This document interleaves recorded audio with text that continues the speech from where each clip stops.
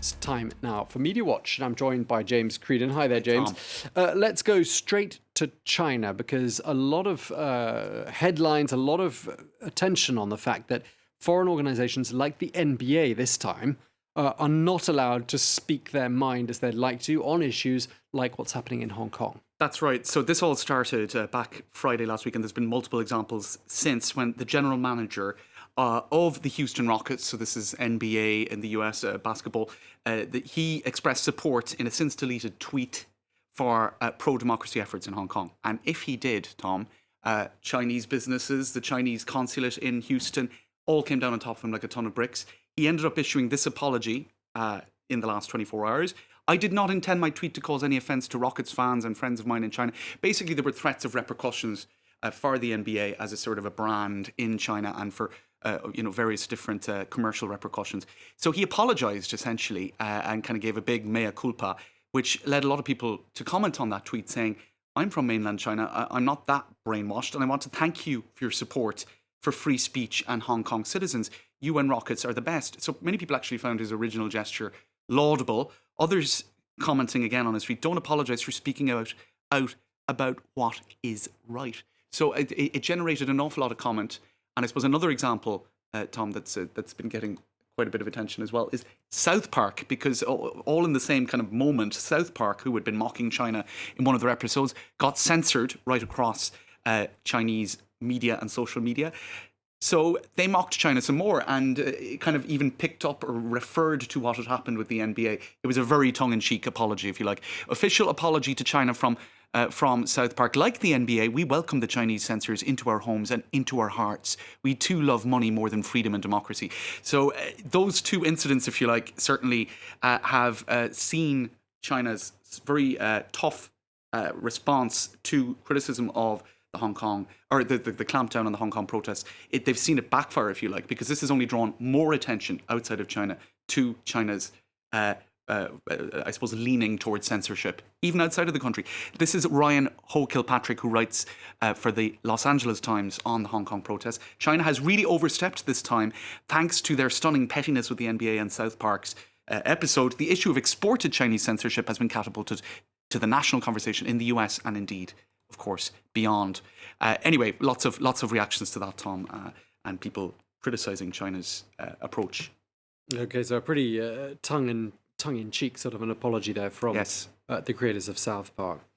Meanwhile, the game developer Blizzard has suspended a professional gamer, by all accounts, for speaking out against the protests. What's this about? So this is an example, I would say, of self-censorship, where Blizzard, he's a professional gamer. This is a capture, a screen grab of the moment that got him in trouble. Essentially, his name is Chung Yi Wai, and he competes under the name Blitzchung. Essentially, he spoke out in favor of the Hong Kong protests in an interview on Taiwanese media, he's a professional gamer, and it's a card game online. In any case, it's also something you can make an awful lot of money out of. Activision Blizzard is the name of the gaming outfit. And they suspended him, and they suspended his earnings from the gaming over the course of the previous 12 months. It was a really, really strong sanction. And again, that got an awful lot of attention. People sharing the moment and the video that got him in trouble. Also saying that various gaming media drawing attention to what was a very controversial measure. Others thanking him for drawing attention to #LiberateHongKong on front of Taiwanese gamers and their audiences, and others saying that there's nothing wrong with supporting the fight for democracy. So there have been so many examples of this in the past week. One final one, Tom. This image, which is a less well-known image than the famous Tank Man image. These are symbolic moments that capture the Tiananmen Square massacre.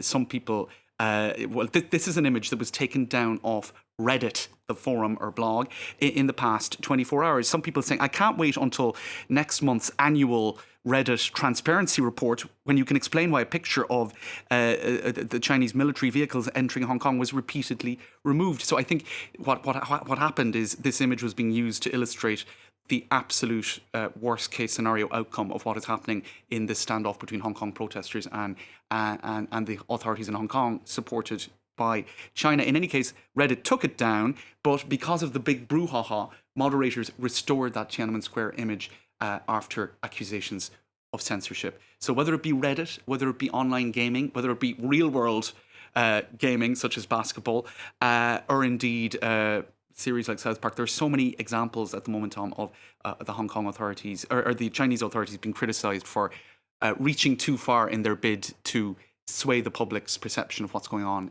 in Hong Kong. Just as an example of how that's more generally being done in, I suppose, Chinese state media, CGTN and others are regularly drawing attention to aspects of the behavior of Hong Kong protesters that they would consider to be unacceptable. Rioters attack a man who say that the Hong Kong is a part of China. So any excessive or over-the-top behavior by Hong Kong protesters is being drawn attention, is being underlined and pointed out by CGTN and other media online. That we've been seeing for weeks and months. But this is a sort of a further form of reach where I suppose organizations like NBA or South Park or whatever are also being targeted. It's not completely new, is it either? There's lots of brands that have fallen foul of the authorities in Beijing over the years. Thank you very much indeed, James Creedon, with today's edition of Media Watch.